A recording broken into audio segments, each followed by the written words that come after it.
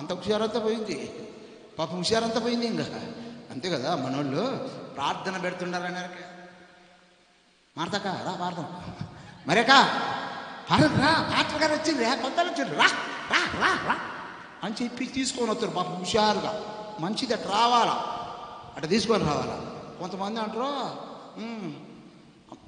పిల్ల ఉండి, మా కాడ ఒక పిల్ల ఉంది, మా ఆంటీని పిలుస్తాను అంటే పెళ్ళి అంటే పెళ్ళి పిలుతుందంట కానీ ప్రార్థన పిలవదంట.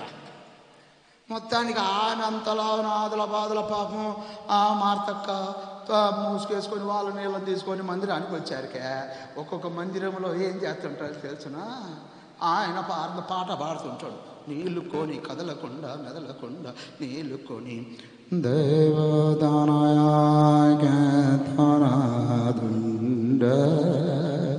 చప్పట్లు కొట్టేది ఉండదు, ఏముండదు ఏముండదు. మౌనం మౌనం నోరు మూసుకొని ఉండాలి, మౌనం మౌనం అని అరికే. ఆమె అంత ఆదల బాధలు వచ్చిన లోపలికి వచ్చి గోడాడు ఉందా, మొత్తాడు ఉందా, గుంజాడు ఉందా చూసుకొని ఈయనేమో అయ్యో దేవుడే నేను వందనాడా అని అరికొక్కరో గుంజుకుంటుంది. పాపలాగయవాచినావా ఇంకొకరో గుంజుకుంటుంది.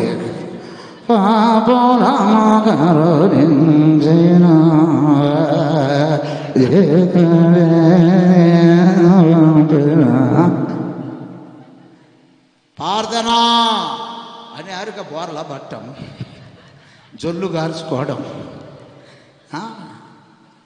ఇక తర్వాత లేయడం. వాళ్ళ పక్కన అక్క అయిపోయింది అయిపోయిందా అట్లాంటి స్థలాల్లో ఎన్ని సంవత్సరాలు పోతే బతుకులు మారుతాయి. దేవుని చేత ఏర్పాటు చేయబడిన స్థలానికి రండి, ఆశీర్వదించబడండి. చప్పట్లు కొట్టండి ఒకసారి. ఏనాకొచ్చేసిండు ఏమయ్యా లేవే.